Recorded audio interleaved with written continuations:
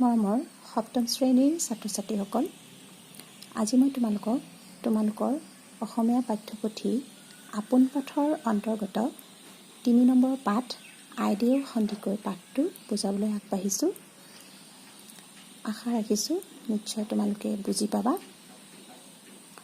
এই আইদেউ সন্ধিকৈ পাঠটো পঢ়িবলৈ যোৱাৰ আগতে তেখেতৰ লগত জড়িত তেখেতৰ কিছুমান আঁৰৰ কথা সম্পৰ্কে আমি জানি লওঁ আহাচোন। আমি এটাই ৰূপকোঁৱৰ জ্যোতিপ্ৰসাদ আগৰৱালাৰ সম্পৰ্কে জানো, শুনিছোঁ, নহয়নে? অসমৰ এগৰাকী গীতিকাৰ, নাট্যকাৰ, লেখক তথা বোলছবি নিৰ্মাতা হিচাপে তেখেত পৰিচিত। অসমীয়া ভাষা সাহিত্যৰ কবিতা, নাটক, প্ৰবন্ধ, সমালোচনা সকলো দিশতেই তেওঁ নিজৰ যিখিনি বৰঙণি আগবঢ়াই থৈ গৈছে সেইখিনি সদায় অতুলনীয়। অসমীয়া সংস্কৃতিলৈ তেওঁ কৰা অৱদানৰ বাবে তেখেতক ৰূপকোঁৱৰ নামেৰে জনা যায়। গতিকে আমি ৰূপকোঁৱৰ জ্যোতিপ্ৰসাদ বুলি ক'লে সকলোৱে চিনি পাওঁ। এইজনা ৰূপকোঁৱৰে প্ৰথম অসমীয়া চলচ্চিত্ৰ নিৰ্মাণ কৰিছিল 1935 চনত আৰু চলচ্চিত্ৰখনৰ নাম আছিল জয়মতী। জয়মতী জানা নহয় কোন আছিল? আহোম ৰাজ্যৰ কোঁৱৰ গদাপাণিৰ পত্নী আছিল জয়মতী। জয়মতীয়ে স্বামী আৰু দেশৰ বাবে নিজৰ জীৱন ত্যাগ কৰাৰ বাবে অসম বুৰঞ্জীৰ এটা উল্লেখনীয় চৰিত্ৰ হৈ আজিও পৰিচিত। আৰু এই জয়মতীৰ কাহিনীক কেন্দ্ৰ কৰিয়েই ৰূপকোঁৱৰ জ্যোতিপ্ৰসাদ আগৰৱালাই প্ৰথমখন চলচ্চিত্ৰ নিৰ্মাণ কৰিছিল আৰু সেই চলচ্চিত্ৰখনৰ মূল নায়িকা অৰ্থাৎ জয়মতীৰ চৰিত্ৰত অভিনয় কৰিছিল এই আইদেউ সন্ধিকৈ। এতিয়া তোমালোকে গম পালানে আইদেউ সন্ধিকৈ কোন? আমি পাঠটোত পুনৰ পঢ়িবলৈ পামেই, তথাপিতো মই এনেই তোমালোকক চমুকৈ আভাস এটা দিলোঁ। আহাচোন আমি এতিয়া পাঠটোলৈ মন কৰোঁ। আইদেউ সন্ধিকৈ। কুৰি শতিকাৰ চতুৰ্থ দশকৰ কথা। শোণিতপুৰ জিলাৰ ভোলাগুৰি চাহ বাগিচা। এই চাহ বাগিচাৰ পৰাই ৰূপকোঁৱৰ জ্যোতিপ্ৰসাদ আগৰৱালাই প্ৰথমখন অসমীয়া বোলছবি জয়মতী নিৰ্মাণ কৰিবলৈ গৈ নানান অসুবিধাৰ সন্মুখীন হৈছিল। গম পাইছানে? কুৰি শতিকাৰ চতুৰ্থ দশকৰ কথা বুলি কৈছে। শোণিতপুৰ জিলাৰ ভোলাগুৰি চাহ বাগিচা। এই চাহ বাগিচাৰ পৰাই জ্যোতিপ্ৰসাদ আগৰৱালাই কি কৰিছিলে? প্ৰথমখন অসমীয়া বোলছবি নিৰ্মাণ কৰিবলৈ গৈ পেলাই বিভিন্ন অসুবিধাৰ সন্মুখীন হৈছিল। আটাইতকৈ ডাঙৰ অসুবিধাটো আছিল মহিলা শিল্পীৰ ক্ষেত্ৰত। মানে তেখেতক যি মহিলা শিল্পীৰ প্ৰয়োজন নায়িকা হিচাপে চিনেমাখনৰ, তাৰ বাবে তেখেতৰ যথেষ্ট অসুবিধা হৈছিল। আহোম ৰমণী জয়মতী কুঁৱৰীৰ চৰিত্ৰত অভিনয় কৰিবলৈ উপযুক্ত মানুহ বিচাৰি নোপোৱাত তেওঁ বৰ চিন্তিত হৈ পৰিছিল। কিয়নো চিনেমা এখন অকল বনালেই নহ'ব, তাত যি অভিনয় কৰিব, অভিনয় কৰা মানুহো উপযুক্ত হ'ব লাগিব। সেইকাৰণে জ্যোতিপ্ৰসাদ আগৰৱালাই বিভিন্ন সমস্যাৰ সন্মুখীন হৈছিল। কিয়নো জয়মতী চৰিত্ৰটো খাপ খোৱাকৈ এগৰাকী মহিলাৰ প্ৰয়োজন আৰু সেই মহিলা তেওঁ কাক সেই চৰিত্ৰটো অভিনয়ৰ কাৰণে ৰাখিম, তেওঁ সেই কথাষাৰ তেওঁ মিলাবই পৰা নাছিল, কাক ল'ম ভাবিয়ে পোৱা নাছিল। উপযুক্ত এগৰাকী মহিলা তেওঁ বিচাৰি পোৱা নাছিল। গম পাইছানে? জয়মতী বোলছবিৰ তিনিটা প্ৰথম মহিলা চৰিত্ৰ জয়মতী, ডালিমী আৰু পাটমাদৈৰ বাবে জ্যোতিপ্ৰসাদে আনকি বাতৰি কাকতত বিজ্ঞাপনো দিছিল। তেওঁ যেতিয়া চলচ্চিত্ৰখন নিৰ্মাণ কৰিবলৈ লৈছিল, তেওঁ এই জয়মতী চিনেমাখনত তেখেতক 3টা মহিলা চৰিত্ৰৰ প্ৰয়োজন আছিল। সেয়া হৈছে মূল নায়িকা জয়মতী, ডালিমী আৰু লগতে পাটমাদৰী। আৰু সেই 3টা চৰিত্ৰৰ অভিনয়ৰ কাৰণে মহিলা শিল্পী লাগে বুলি তেওঁ বাতৰি কাকতত অৰ্থাৎ নিউজ পেপাৰত বিজ্ঞাপন দিছিল। জ্যোতিপ্ৰসাদৰ এই চেষ্টাৰ কথা গম পাইছিল ডিম্ব গোহাঁই নামৰ এজন মানুহে। ডিম্ব গোহাঁই নামৰ এজন ব্যক্তি আছিল। তেওঁ এই বিজ্ঞাপন পাইছিল। ডিম্ব গোহাঁইৰ হাতত এটা কেমেৰা আছিল। তেওঁ হাতত তেতিয়াৰ দিনতে এটা কেমেৰা আছিল দেই। সেই কেমেৰাৰে সম্বন্ধীয়া ভনীয়েক এজনীৰ ফটো তুলি তেওঁ জ্যোতিপ্ৰসাদ আগৰৱালালৈ পঠিয়াই দিলে। তেখেতে কি কৰিলে, নিজৰ কেমেৰাৰে, ডিম্ব গোহাঁইয়ে নিজৰ কেমেৰাত নিজৰ সম্বন্ধীয় এজনী ভনীয়ে তাই ফটো তুলি পেলাই আগৰৱালাদেৱলৈ পঠিয়াই দিলে। ফটোত ছোৱালীজনীৰ মুখখন দেখি জ্যোতিপ্ৰসাদ আগৰৱালাই ইমানেই মুগ্ধ হ'ল যে ডিম্ব গোহাঁইক লগে লগে ছোৱালীজনীক লৈ আহিবলৈ ক'লে।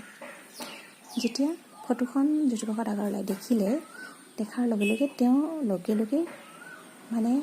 ফটোখন তেওঁ পচন্দ হ'ল। তেওঁ বিচাৰি থকা, হয়তো তেওঁ যাক বিচাৰি আছিল এই চৰিত্ৰৰ বাবে হয়তো তেওঁক পোৱা নিচিনা লাগিল। সেইকাৰণে তেওঁ লগে লগে কি ক'লে, ডিম্ব গোহাঁইক ছোৱালীজনীক লৈ আহিবলৈ ক'লে। ডিম্ব গোহাঁইয়ে যিজনী ছোৱালীৰ ফটো তুলিছিল সেই ছোৱালীজনীৰ ঘৰ আছিল গোলাঘাট জিলাৰ মহুৰা মৌজাৰ দেহিঙীয়া গাঁৱত। গোলাঘাট জিলাৰ ছোৱালী আছিল। তেওঁৰ দেউতাকৰ নাম নীলাম্বৰ সন্দিকৈ আৰু মাকৰ নাম আছিল মালক্ষী সন্দিকৈ। যিজনী ছোৱালীৰ ফটো ডিম্ব গোহাঁইয়ে দিছিল তাইৰ ঘৰ গোলাঘাটৰ ক'ত আছে বুলি কৈছে, মহুৰা মৌজাৰ দেহিঙীয়া গাঁৱত। আৰু পিতৃৰ নাম আছিল নীলাম্বৰ সন্দিকৈ, মাতৃৰ নাম মালক্ষী সন্দিকৈ। 1915 চনৰ চ'ত মাহৰ এটি ক্ষণত ছোৱালীজনীৰ জন্ম হৈছিল। তেখেতৰ ছোৱালীজনীৰ জন্মৰ মাহটোৰ সম্পৰ্কে দিয়া হৈছে চন আৰু মাহ। ছোৱালীজনীৰ পিছতে জন্ম হৈছিল আৰু 3টা ভায়েক, কেশৱ, জয়চন্দ্ৰ আৰু মইনা। তাইৰ 3টা ভায়েক আছিল, কেশৱ, জয়চন্দ্ৰ আৰু মইনা। ডিম্ব গোহাঁই ছোৱালীজনীৰ সম্বন্ধীয় ককায়েক আছিল। আৰু এই ডিম্ব গোহাঁই যিজনে ছোৱালীজনীৰ ফটো তুলিছিল তেওঁ আছিল এজন সম্বন্ধীয় ককায়েক। জ্যোতিপ্ৰসাদ আগৰৱালাৰ নিৰ্দেশ পাই ডিম্ব গোহাঁইয়ে ছোৱালীজনীক কেন্দ্ৰ কৰি এটা গোপন বুদ্ধি সাজিলে।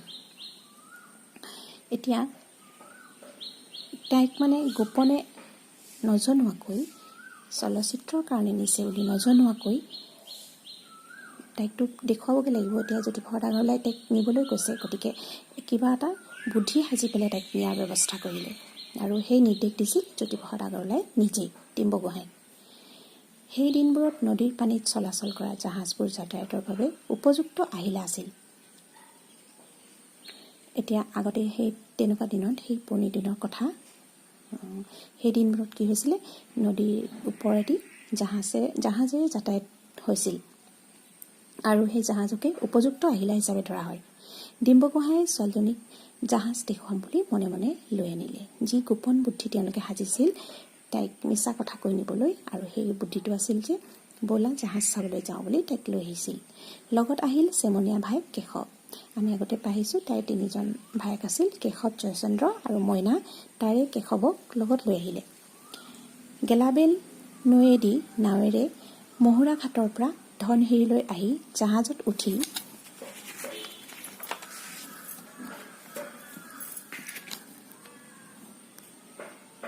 ডিম্ব গোহাঁই আৰু ছোৱালীজনী একেবাৰে উত্তৰ পাৰৰ গমেৰী ঘাট পালেহি। ছোৱালীজনীয়ে একো ততকে ধৰিব নোৱাৰিলে। জাহাজত উঠি তেওঁলোক আহি ক'ত পালেহি, উত্তৰ পাৰৰ গমেৰী ঘাট। ছোৱালীজনীয়ে জাহাজ চাবলৈহে আহিছিল। জাহাজত উঠি এটা পাৰৰ পৰা আনটো পাৰলৈ যাম বুলি অহা নাছিল। তাইক জাহাজ দেখুৱাম বুলিহে কৈ লৈ আহিছিল, কিন্তু আহিছে এনেকৈ ইটো পাৰ পাবহি তাই ভবাই নাছিল। জাহাজত উঠাৰ পিছত জাহাজখন যেতিয়া হঠাৎ চলিবলৈ ধৰিলে, বায়েক ভায়েক দুয়োটাই কান্দিবলৈ ধৰিলে। কিয়নো সিহঁতিতো নাজানে উঠি জাহাজখন চলি যাব বুলি, অকল সিহঁতক ককায়েকে দেখুৱাম বুলি লৈ আহিছিল। ডিম্ব গোহাঁইয়ে তেতিয়া জাহাজখন পুনৰ পাৰলৈ আহিব বুলি ফাঁকি দিলে। আৰু তাহাঁতি যেতিয়া কান্দিবলৈ ধৰিলে ভয়তে, তেতিয়া গোহাঁইয়ে কি ক'লে যে জাহাজখনে এনেই অকণমান হেৰি কৰিছে, লগে লগে আকৌ ঘূৰি আহিব বুলি তাহাঁতক ফাঁকি দিলে। পাৰ পোৱাৰ পিছতে এখন লৰীত উঠি এইবাৰ আটাইকেইজন আহি এখন চাহ বাগিচা পালেহি। আৰু পাৰলৈ যেতিয়া আহিলে, আহি পেলাই তেওঁলোকে কি কৰিলে, এখন লৰীত উঠি এইবাৰ আটাইকেইজন এখন চাহ বাগিচা পালেহি। লৰী ঘোঁৰা গাড়ীৰ নিচিনা গাড়ী, তেনেকুৱা লৰি বুলি কোৱা হয়। সেই লৰিত উঠি তেওঁলোকে আহি এখন চাহ বাগিচা পালেহি। পিতৃ মাতৃয়ে গম নোপোৱাকৈ ইমান দূৰলৈ আহিছে, গতিকে ভায়েকৰ সেই ৰাতি একো খোৱাই নহ'ল, টোপনিও নাহিল, কেৱল উচুপি উচুপি কান্দি থাকিল। কিয়নো তেওঁলোকে ঘৰত নোকোৱাকৈ ঘপকৈ গুচি আহিলে আৰু তেওঁলোকে আচলতে জনাও নাছিল যে ইমান দূৰ আহিব বুলি। মাত্ৰ জাহাজ চাম বুলি অহা ল'ৰা ছোৱালীকেইটাই ভয়তে কান্দি কান্দি একো খোৱা নাই, টোপনিও নাই অহা, কেৱল উচুপি উচুপি তাহাঁতি কান্দিছে। উপায় নাপাই ডিম্ব গোহাঁয়ে ছোৱালীজনীক বুজনি দিলে আৰু সঁচা কথাটো ক'লে এনেদৰে, তোক মই অসমৰ এজন ডাঙৰ মানুহৰ লগত চিনাকি কৰি দিবলৈ পানী দিহিঙীয়াৰ পৰা এই ভেলাগুৰি চাহ বাগিচালৈ লৈ আহিছোঁ। তেখেত হ'ল জ্যোতিপ্ৰসাদ আগৰৱালা। এইবাৰ যেতিয়া সিহঁতি কান্দিবলৈ লাগিল, তেতিয়া ডিম্ব গোহাঁয়ে উপায়হীন হৈ পেলাই সঁচা কথাখিনি তাইৰ আগত ক'লে যে মই অসমৰ এজন ডাঙৰ মানুহৰ লগত চিনাকি কৰি দিবলৈ ইমান দূৰৰ পৰা এই বাগিচালৈ লৈ আহিছোঁ। তেখেত হ'ল কোন? জ্যোতিপ্ৰসাদ আগৰৱালা। এই নামটো শুনিছ নহয়? ভাৰতৰ স্বাধীনতা আন্দোলনৰ এজন ৰনুৱা চাহাবৰ দৰে নাথাকি দেশ স্বাধীন কৰিবলৈ দেহে কেহে খাটি কাৰাবৰণো তেওঁ কৰিছে। তেখেতৰ কথা কৈছে যে স্বাধীনতা আন্দোলনত তেওঁ সেইদৰে উঠিবলৈ লাগিছিল আৰু এজন ৰনুৱা হয় তেখেত, আৰু মানে চাহাবৰ দৰে নাথাকি তেওঁ দেশ স্বাধীন কৰিবলৈ কিমান কষ্ট কৰে আৰু কাৰাবৰণো কৰিছে, অৰ্থাৎ জেলো গৈছে। সেই ব্যক্তিজনক মই লগ কৰাবলৈ আনিছোঁ বুলি তাইক কৈছে। এইজন ব্যক্তিৰ ওচৰলৈ তোক লৈ আহিছোঁ। জ্যোতিপ্ৰসাদ আগৰৱালাই জয়মতী নামৰ টকি এখন কৰিবলৈ ওলাইছে।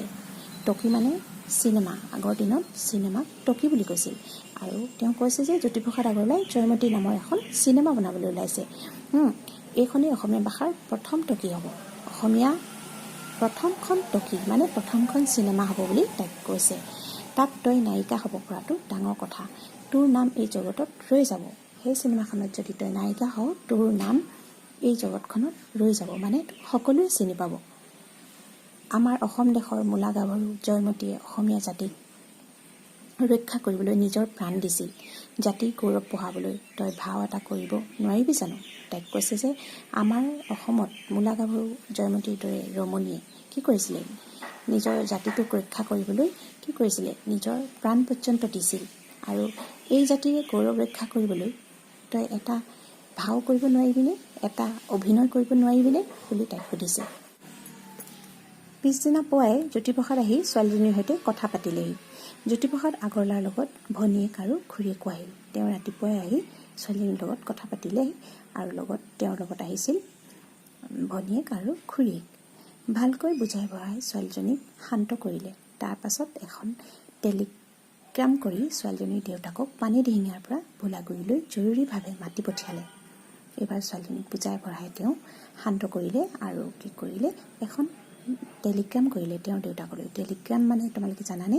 টেলিগ্ৰাম হৈছে আজিকালি প্ৰায় সেয়া নহয়, যেতিয়াৰ পৰা ফোনৰ সুবিধা হ'ল তেতিয়াৰ পৰা টেলিগ্ৰাম নোহোৱাই নিচিনা হ'ল। আচলতে টেলিগ্ৰাম হৈছে এটা বাৰ্তা, খুব কম কথা লিখি পেলাই জৰুৰীভাৱে কাৰোবালৈ পঠোৱা বাৰ্তাকে কোৱা হয় টেলিগ্ৰাম। আগৰ দিনত খুব হৈছিল এনেকুৱাবিলাক, টেলিগ্ৰাম দি ঘপকৈ মাতি পঠিয়ায় কাৰোবাক। সেই তেনেকুৱা ধৰণৰ সেই টেলিগ্ৰামখন কৰি ছোৱালীজনীৰ দেউতাকক পানী দিহিঙীয়াৰ পৰা ভোলাগুৰিলৈ আহিবলৈ জৰুৰীভাৱে টেলিগ্ৰামখন জ্যোতিপ্ৰসাদ আগৰৱালাই ছোৱালীজনীৰ দেউতাকলৈ পঠিয়ালে। সেই সময়ত তেওঁৰ নাম অসমৰ গাঁৱে ভূঞে চহৰে নগৰে জনা হৈছে। তেনে এজন মানুহে তেনেকৈ টেলিগ্ৰাম কৰা কথাটো তেওঁ বৰ গৰ্ব অনুভৱ কৰিলে।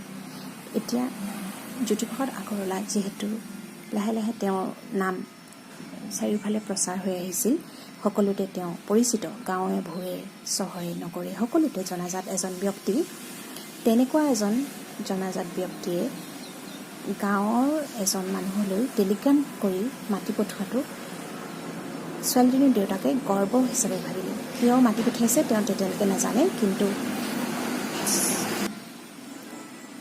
কিন্তু গৰ্ব অনুভৱ কৰিছে আৰু ইমান ডাঙৰ এজন ব্যক্তিয়ে মোক মাতি পঠিয়াইছে।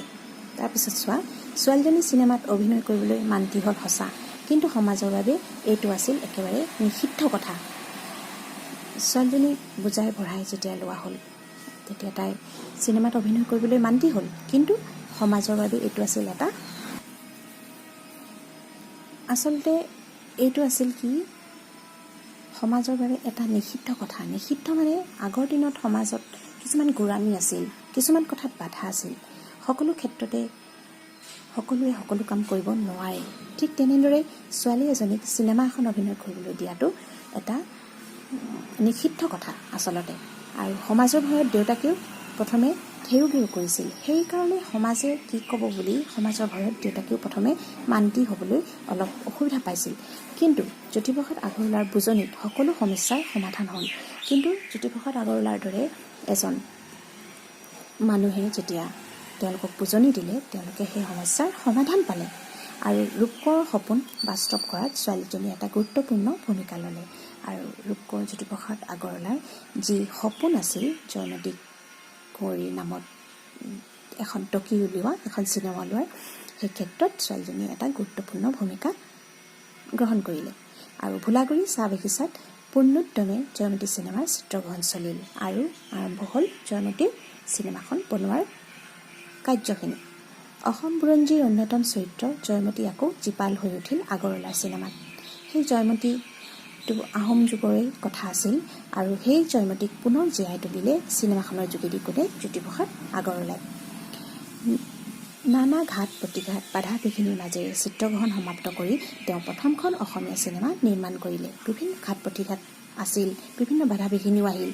সেই সকলোখিনি শেষ কৰি শেষত জ্যোতিপ্ৰসাদ আগৰৱালাই চিনেমাখন নিৰ্মাণ কৰি উলিয়ালে। জয়মতীৰ যোগেদি অসমৰ সাংস্কৃতিক জগতত এটা নতুন যুগৰ সূচনা হ'ল। এনেদৰেই জয়মতী চিনেমাখনৰ কাম সম্পূৰ্ণ হ'ল। জয়মতী চিনেমাখন ওলালে। এবাৰ চোৱা, জয়মতী নিৰ্মাণ হ'ল ঠিকেই, কিন্তু অভিনয় কৰি ঘৰলৈ উভতাৰ পিছত জয়মতী ৰূপী ছোৱালীজনীৰ অৱস্থা পানীত হাঁহ নচৰাৰ দৰে হ'ল। এতিয়া আহিল মূল কথাখিনি, আমাৰ আইদেউ সন্দিকৈ মূল কথাখিনিলৈ। জয়মতী চিনেমাখন যিহেতু নিৰ্মাণ হ'ল, চিনেমাখন ওলালে, কিন্তু যেতিয়া জয়মতীখন সম্পূৰ্ণ নিৰ্মাণ হৈ ওলোৱাৰ পিছত ঘৰলৈ উভতি আহিল জয়মতী ৰূপী ছোৱালীজনী, যিজনীয়ে জয়মতীত অভিনয় কৰিছিল। সেই ছোৱালীজনীৰ অৱস্থা পানীত হাঁহ নচৰাৰ দৰে হ'ল। তাইৰ অৱস্থা খুব বেয়া হ'ল। টকিত অভিনয় কৰাৰ বাবে তেওঁৰ ঘৰখনকো ৰাইজে এঘৰীয়া কৰিলে। যিহেতু আমি আগতেই কৈ আহিছোঁ যে মানে সকলো মানুহে সকলো কাম যিদৰে কৰিব নোৱাৰে, সেইদৰে আগৰ দিনত মহিলাসকল এনেকুৱা ধৰণৰ চৰিত্ৰত অভিনয়, মানে চৰিত্ৰত বুলি নহয়, এই অভিনয় জগতখনৰ পৰা মহিলাসকলক দূৰতে ৰাখিছিল। আৰু সেইবাবে ছোৱালীজনীৰ দেউতাকেও প্ৰথমতে সমাজৰ ভয়ত তাইক অভিনয় কৰিবলৈ দিবলৈ মান্তি হোৱা নাছিল। গতিকে শেষত গৈ সেইটোৱে হ'লগৈ। চিনেমাখন নিৰ্মাণ কৰি তেওঁলোক যেতিয়া ঘূৰি আহিল, তেতিয়া কি হ'ল, টকিত অভিনয় কৰাৰ বাবে তেওঁৰ ঘৰখনক ৰাইজে কি কৰিলে? এঘৰীয়া কৰিলে। ৰাইজে ঘৰখনক এঘৰীয়া কৰিলে মানে গোটেই গাঁওখনৰ ভিতৰত তেওঁলোকৰ ঘৰখনক ৰাইজে এৰি দিলে। কোনেও তেওঁলোকৰ ঘৰলৈ আহ যাহ নকৰিব, তেওঁলোক একেখন সমাজতে থাকিব নোৱাৰিব। অৰ্থাৎ যিহেতু নামঘৰলৈ তেওঁলোক একেখন নামঘৰতে তেওঁলোকে এখন সমাজ পাতি বাস কৰিছে, সেই নামঘৰলৈও তেওঁলোক অহা যোৱা কৰিব নোৱাৰিব, তেওঁলোকৰ ঘৰলৈও কোনেও অহা যোৱা কৰিব নোৱাৰিব। এনেকুৱা ধৰণে ৰাইজে তেওঁলোকক এঘৰীয়া কৰিলে। তেওঁলোকৰ মতে ছোৱালীজনীৰো জাত গৈছে, সেয়ে তাই বৰ ঘৰত সোমাব নোৱাৰিব। কি কৈছে? তাই জাত গৈছে। ছোৱালীজনীয়ে যিহেতু বোলছবি কৰিবলৈ ঘৰৰ পৰা ওলাই গ'ল, গতিকে তাই নিজৰ জাতত থকা নাই, জাত গৈছে বুলি বেয়া শাৰী লৈ তাইক লৈ গৈছে। সেয়ে তাই বৰঘৰতো সোমাব নোৱাৰিব। তাই নিজৰ যিখন ঘৰৰ মূল কোঠা, সেই কোঠাটো তাই সোমাব নোৱাৰিব বুলি তাইক কৈছে। তাইৰ সৈতে একেলগে খোৱা বোৱা লোৱা কৰিব নোৱাৰিব, কোনেও ঘৰৰ মানুহখিনিও তাইৰ লগত খোৱা বোৱা কৰিব নোৱাৰিব বুলি সকলোৱে তেনেদৰে তাইক এৰি দিছে। ঘৰৰ সন্মুখতে এটা জুপুৰি ঘৰ সাজি ছোৱালীজনীক থাকিবলৈ দিয়া হ'ল। আৰু এইবাবেই কি হ'ল, ঘৰৰ সন্মুখতে এটা সৰুকৈ জুপুৰি ঘৰ সজা হ'ল আৰু সাজি পেলাই ছোৱালীজনীক তাত থাকিবলৈ দিয়া হ'ল। দেউতাকে বহুত কাকতি মিনতি কৰাৰ পিছতো ৰাইজৰ এনে শাস্তিৰ পৰা উদ্ধাৰ পাব নোৱাৰিলে। দেউতাকে যথেষ্ট কাকতি কৰিলে, মিনতি কৰিলে গাঁৱৰ ৰাইজক যে এনেকুৱা শাস্তি আমাক নিদিব, কিন্তু গাঁৱৰ ৰাইজে এনে শাস্তিৰ পৰা তেওঁলোকক ৰেহাই নিদিলে। ছোৱালীজনীয়ে এনেকৈ পিছৰ জীৱনটো আবিয়ৈ হৈ কটাবলগীয়া হ'ল। আৰু এই জয়মতীৰ চৰিত্ৰত অভিনয় কৰা ছোৱালীজনীয়ে শেষৰলৈকে নিজৰ জীৱনটো এনেকৈয়ে কটাবলগীয়া হ'ল। এটা জুপুৰি ঘৰতে তেওঁ থাকিবলগীয়া হ'ল। টকিত অভিনয় কৰাৰ বাবে জাত যোৱা, ৰাইজে এঘৰীয়া কৰা এই ছোৱালীজনীৰ নামেই হ'ল কি? আইদেউ সন্দিকৈ। আমি ইতিমধ্যে গম পাইছিলোৱেই আইদেউ সন্দিকৈ পাঠটো পঢ়োঁতেই। আৰু এই টকিত অভিনয় কৰি ৰাইজে এঘৰীয়া কৰা জাত যোৱা ছোৱালীজনীয়ে হৈছে কোন? আইদেউ সন্দিকৈ, যাৰ নাম আমি এতিয়া শ্ৰদ্ধাৰে স্মৰণ কৰোঁ। এগৰাকী শ্ৰদ্ধাৰ মহিলা, যাক আমি শ্ৰদ্ধা কৰাটো প্ৰয়োজন, আৰু সেয়ে আমি তেখেতক শ্ৰদ্ধাৰে স্মৰণো কৰোঁ। জ্যোতিপ্ৰসাদ আগৰৱালাৰ সপোন বাস্তৱ কৰাত যিগৰাকী নাৰীয়ে জীৱনত ইমান ত্যাগ কৰিলে, যিগৰাকীয়ে অসমীয়া চিনেমাৰ বাট কাটি দিলে, তেওঁ সঁচাকৈ আমাৰ বাবে চিৰস্মৰণীয় এগৰাকী মহিয়সী নাৰী। কি কৈছে যে আমি যিগৰাকী মহিলাক আমি স্মৰণ কৰোঁ শ্ৰদ্ধাৰে, তেওঁ জ্যোতিপ্ৰসাদ আগৰৱালাৰ সপোন বাস্তৱত পূৰণ কৰিছিল। আৰু ইমান ত্যাগ কৰি তেখেতে চিনেমাৰ আৰম্ভণি কৰিলে, যে অসমীয়া চলচ্চিত্ৰৰ যিগৰাকী আৰম্ভণি কৰিলে, নিজৰ জীৱনৰ কিমানখিনি তেওঁ ত্যাগ কৰিবলগীয়া হ'ল, নিজৰ ঘৰখন ত্যাগ কৰিবলগীয়া হ'ল, এটা জুপুৰিত অকলে থাকিবলগীয়া হ'ল, গাঁৱৰ ৰাইজ সমাজ সকলোকে তেওঁ ত্যাগ কৰিবলগীয়া হ'ল মাত্ৰ এখন বোলছবি কৰাৰ বাবে। আৰু সেইগৰাকী নাৰী এগৰাকী মহিয়সী নাৰী, আৰু আমি তেখেতক শ্ৰদ্ধাৰে সদায় আমি স্মৰণ কৰাটো উচিত। 2002 চনৰ 17 ডিচেম্বৰ দিনা এই লীলা সম্বৰণ কৰা আইদেউ সন্দিকৈ মহিয়সী অসমীয়া নাৰীৰ অন্যতম প্ৰতিভূ। কৈছে এইগৰাকী নাৰীয়ে এনেকৈ অকলশৰে থাকি 2002 চনৰ 17 ডিচেম্বৰৰ দিনা এই জগতখনৰ পৰা মেলানি মানিলে, অৰ্থাৎ মৃত্যুবৰণ কৰিলে। আইদেউ সন্দিকৈ এজনী কি হয়? এগৰাকী মহিয়সী অসমীয়া নাৰীৰ অন্যতম প্ৰতিভূ, এগৰাকী মহিয়সী নাৰী হিচাপে তেখেতক অভিহিত কৰা হয়। ইমান ত্যাগ, ইমান যাতনা সহি শেষত তেওঁ মৃত্যুবৰণ কৰিবলগীয়া হয়। এই আছিল আমাৰ আইদেউ সন্দিকৈ কাহিনী, আমাৰ অসমীয়া বোলছবিৰ প্ৰথমখন বোলছবিৰ প্ৰথমগৰাকী নায়িকা আইদেউ সন্দিকৈ। কিমান এটা দুখ লগা কাহিনী। তোমালোকে কাহিনীটো মন দি শুনিবাচোন, নিশ্চয় ভাল পাবা বুলি আশা ৰাখিলোঁ। ধন্যবাদ।